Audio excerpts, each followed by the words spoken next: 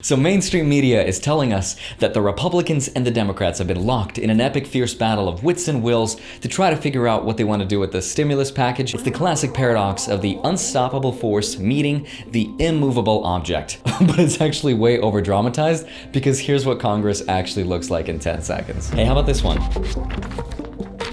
Nah, don't like it. I got it. Nah.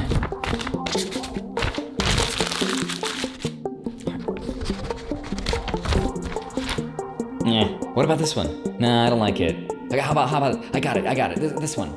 Nope, don't like it. Reject it. Whew, that was really productive. Tired now though, so I'm gonna go to my 5th property and vacation at the Hamptons. Now there's an idea that we can both agree on. Let me pen that in for August real quick. Let's go.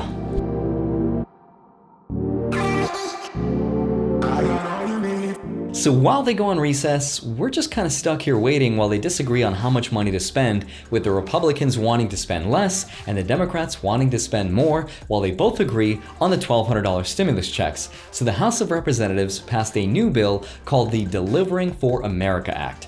Except it's not delivery, it's DiGiorno, because the one thing that they should have been delivering is the one thing that we're still waiting for, and just when we thought we were gonna get a second round of stimulus checks, we are still going to wait. So if you've not received your second stimulus check just yet, don't worry, no one else has either. Sort of like this quarter, for example, which is sort of like the economy because it behaves in really weird, interesting ways. It can also do this thing that it just sort of floats there inexplicably with nothing supporting it, nothing above or below it, and it just, powered by my hopes and dreams and fed stimulus money. I know, I'd rather have the stimulus check too, but I just learned this magic trick and I need to bother somebody with it. So let's get down to the most important topic, the stimulus checks, when we're actually getting them, how much for, and if you qualify. So first, if you remember, the Democrats proposed the HEROES Act, and that's the one that passed only by the House of Representatives on May 12th. That included $3 trillion to stimulate the economy, and of that, $413 billion was supposed to be given to the American people in the form of stimulus checks of $1,200 to anyone making less than $75,000. Now that budget was way more than the original CARES Act, which gave us $293 billion for stimulus checks. The reason for that is because of qualified dependents. We got $500 for each dependent in contrast to the HEROES Act, which proposed $1,200 for each dependent. Now the Republicans' response to this was, no. And 2 months later, they countered with their own bill. On July 24th, they passed the HEALS Act, a complete 180-degree departure from the HEROES Act, because instead of spending $3 trillion,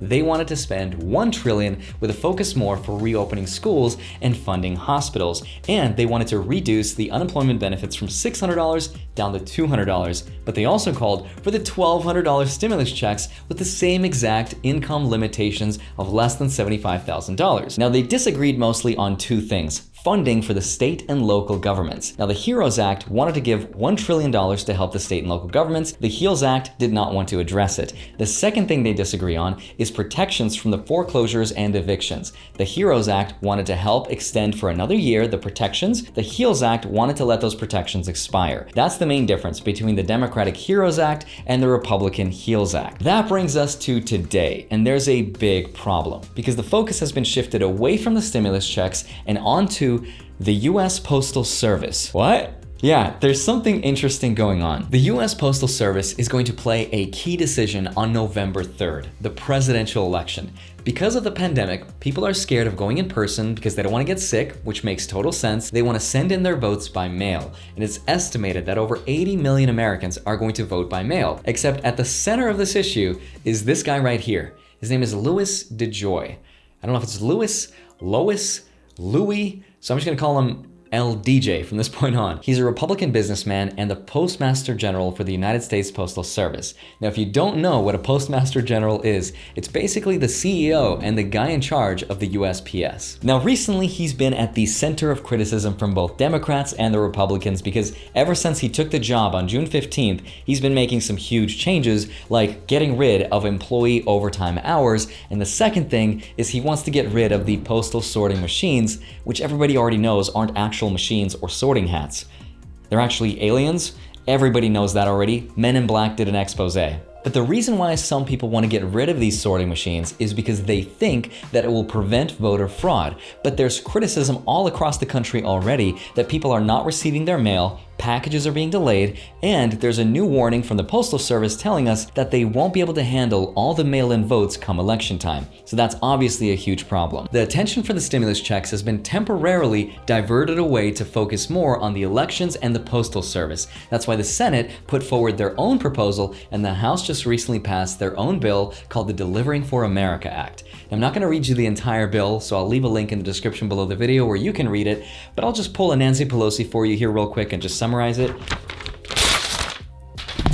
No, I'm kidding. It's not entirely useless, so here's what's in it. Mostly it would give $25 billion to the US Postal Service so we can continue receiving our packages and they can continue running. But the second most important change is to not let them make revisions to their standards, not allow them to cut employee hours or consolidating offices, changes that delay the mail, remove public mailboxes, initiate a hiring freeze, and remove mail sorting machines. They also put in the bill that any and all mail relating to elections shall be treated as first-class mail. Now, this bill, along with so many others before it, will probably not pass the Senate. And speaking of the Senate, last week on August 18th, they revealed their new proposal called the Delivering Immediate Relief for American Families, Schools, and Small Businesses Act. It's a mouthful, but it's otherwise known as the skinny version of the stimulus bill, and to summarize it, it asks for a reduction of the unemployment benefit from $600 a week down to $300 a week, and it gives liability protections to businesses as well as healthcare providers, and $100 billion for education, $10 billion to help the US Postal Service, and $45 billion to the Department of Health and Human Services. Now, luckily, Mr. DeJoy said that he will not be making any changes to the Postal Service until after the election so as not to affect the election results. But if you're skeptical and you want to take matters into your own hands,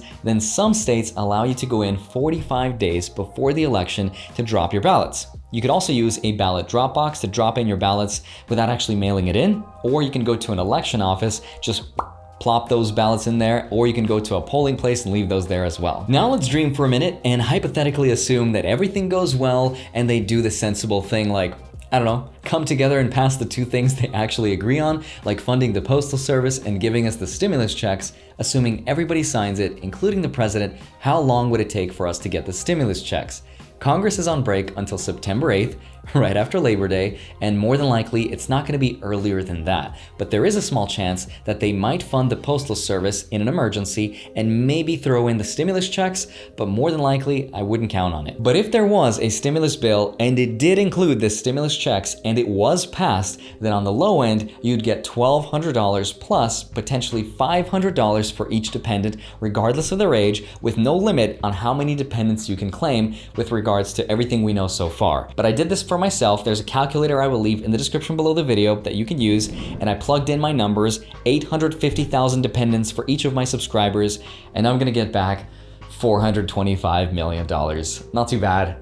Imagine arguing with the IRS about this. Yeah, I put 850,000 for the people that really depend on me for finance information. They are my dependents. Go directly to jail, skip go, do not collect $200. So on the low end of the spectrum, you'd get $1,200, and on the high end of the spectrum, you'd get $6,000. Now, if Congress proposes something sensible, it takes one full day for the other side to review and sign it, it takes another full day for the president to review and sign it, and then 2 full weeks for the IRS to send out the paychecks. Now, if we give Congress one full day after their recess, then the earliest we'd get the paycheck sent to us is the week of September 21st or the week of September 28th. It'll be the same exact story as before. You can go to the IRS website, click the Get My Payment tool to see the status of your payment.